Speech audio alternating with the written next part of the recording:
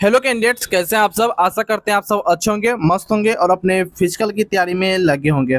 देखिए, जब जो लोगों ने भी यूपी कांस्टेबल का एग्जाम दिया है उन लोग के मन में सिर्फ एक ही सवाल अभी तक चल रही थी, आखिर रिजल्ट हमें कब तक देखने को मिलेगा। तो आप सभी के लिए काफ़ी खुशखबरी जो आ चुकी है, जो कि रिजल्ट के रिगार्डिंग ही है।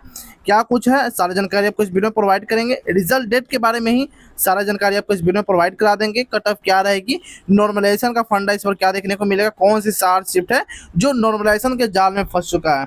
यानी कहने का मतलब है कि चार्ज शिफ्ट में नॉर्मलाइजेशन आप सभी को दबा के मिलने वाला है।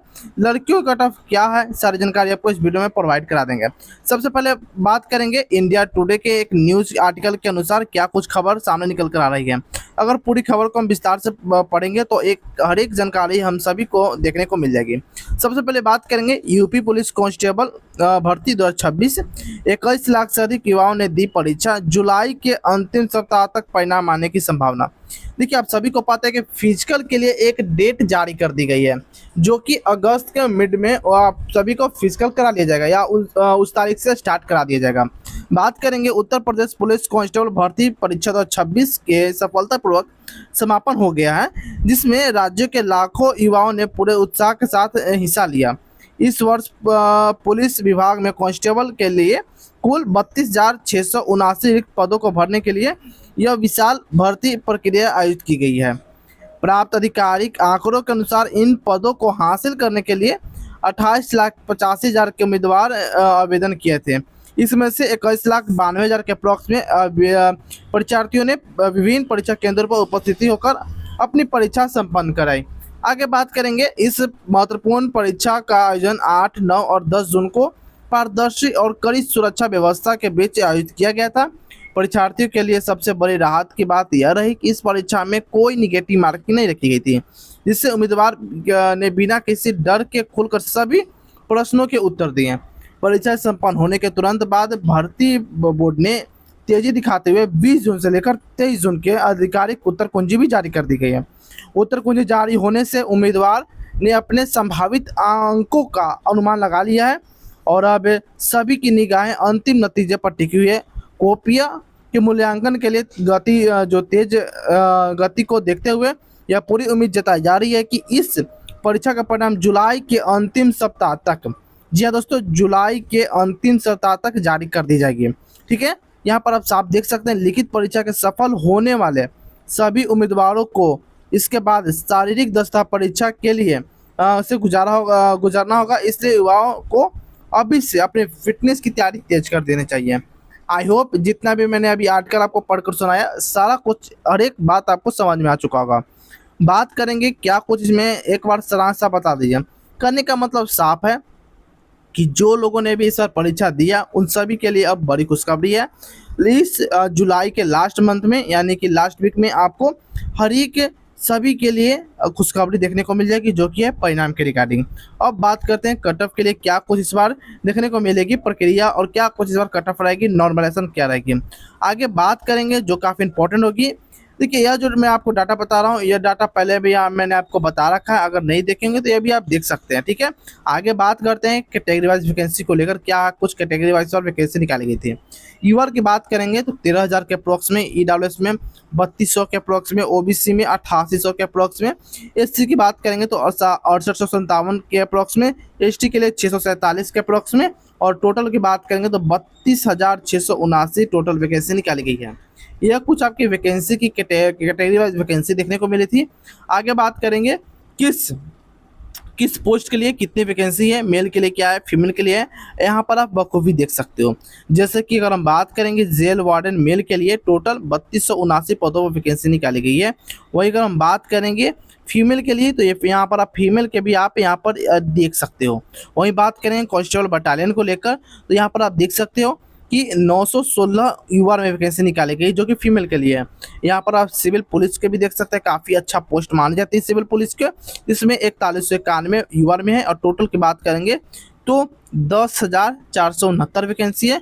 और पीएससी आर्म फोर्स में टोटल 15,000 हैं। यानी कि अगर बात करेंगे सबसे ज़्यादा पीएससी आर्म फोर्स में, उसके बाद सिविल पुलिस में वैकेंसी इस बार देखने को मिली है। आगे बात करते हैं जो कि एग्जाम हाईलाइट को लेकर, इसमें टोटल 150 क्वेश्चन पूछे गए थे जो कि 300 अंकों के थे। यानी कहने का साफ मतलब है अगर आप एक क्वेश्चन का जवाब देते हो तो आपको 2 अंक आपको मिलते हैं, यानी कि हर एक क्वेश्चन के लिए आपके 2 मार्क्स निर्धारित है। आगे बात करते हैं निगेटिव मार्किंग को लेकर, तो इसमें किसी प्रकार का कोई निगेटिव मार्किंग नहीं है, यानी कि सभी लोगों ने 150 में 150 क्वेश्चन अटेम्प्ट किए हैं। लेकिन अगर बात करेंगे 100 में 100%, क्या 150 में 150 क्वेश्चन अटेम्प्ट किए, तो ऐसा भी नहीं है कि 100 में 100 150 अटेम्प्ट किए।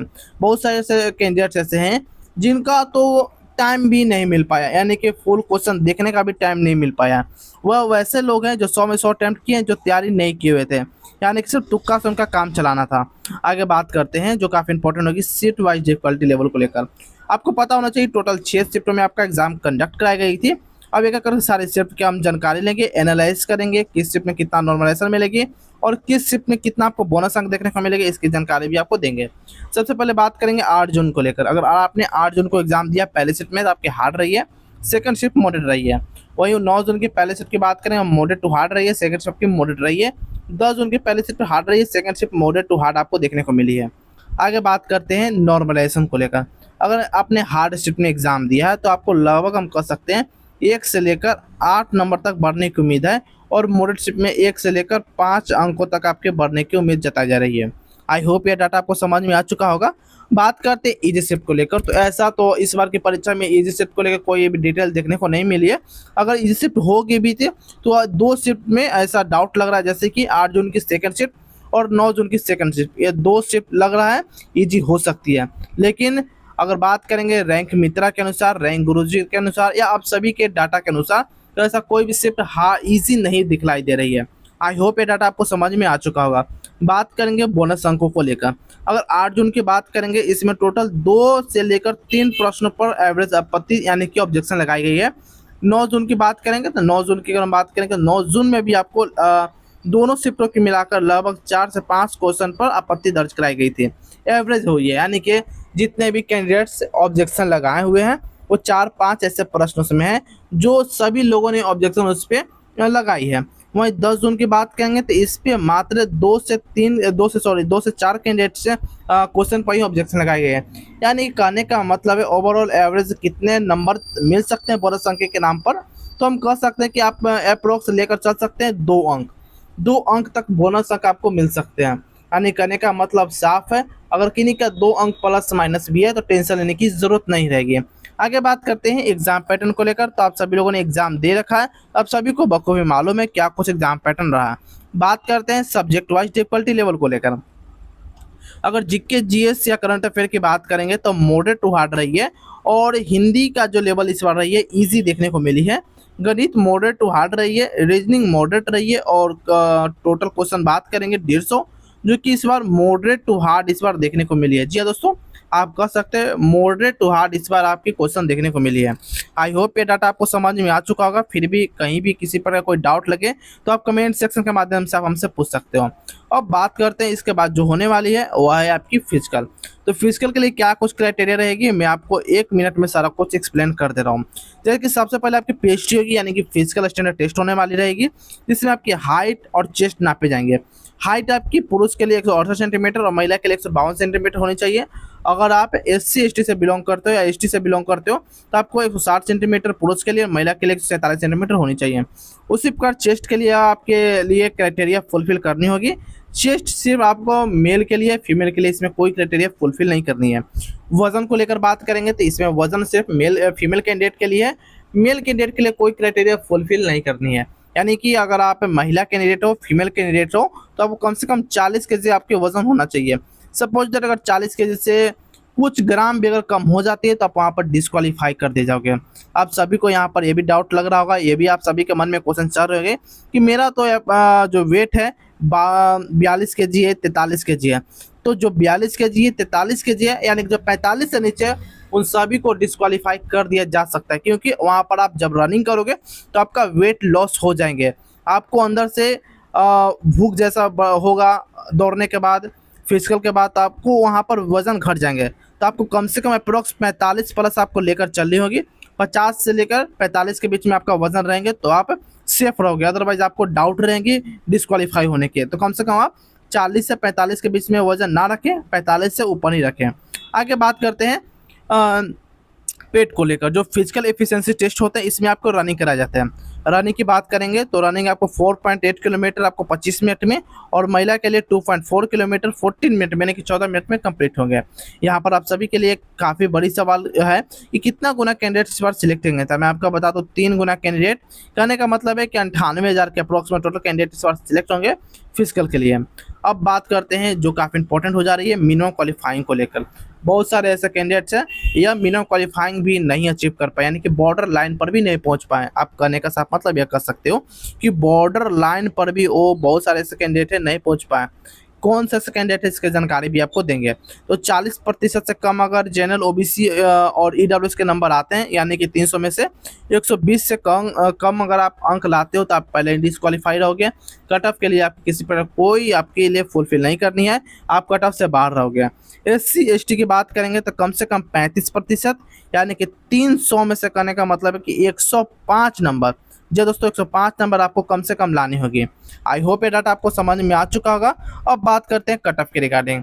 कट ऑफ में सबसे पहले हम मेल के लिए बात करेंगे तो अगर आप मीवार से 115 से 17 क्वेश्चन तक अटेम्प्ट कर पा रहे हो तो आप गुड हो, और आपको फिजिकल की तैयारी शुरू कर देनी चाहिए, क्योंकि आप सभी को पता है कि फिजिकल के लिए मात्र 15 दिन ही बाकी है, 15 से 20 दिन बाकी है।